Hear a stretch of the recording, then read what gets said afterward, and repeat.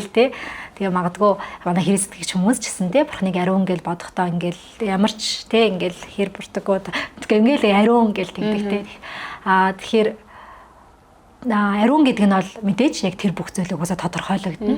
Гэхдээ бурхны хувьд ариун гэдэг нь бол яг ийм тусгаар те ингээд бүр ингээд тусгаарлагдсан те ингээд зөвхөн бурханд тусгаарлагдсан гэсэн утгатай те.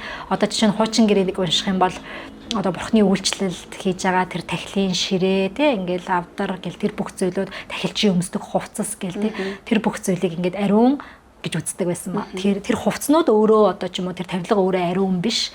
Тэрийг харин бурхны яг тэр ариун үйлчлэлд зориулж байгаа учраас тэрийг ингээд нөгөө тусгаарлаж ариун гэж авч үзэж байгаа. Ямар нэгэн дуу хоолой намайг ингээд яг ингээд дуудсан юм аа гэд тэ. Тэгэхээр энэгээр юу хэлж ийнэ вэ гэхээр бурхан одоо өөрийнхөө сонгож байгаа тэ өөрийнхөө дуудсан яг тэр хүмүүст ингээд өөрийнхөө тэр ариун оршихуйг илчлэхдээ тэр ямар нэгэн байдлаар ингээд гаргадаг гэд тэр хүмүүсийг дууддаг. Тэгээ магадгүй дуу хоолой ээж болно.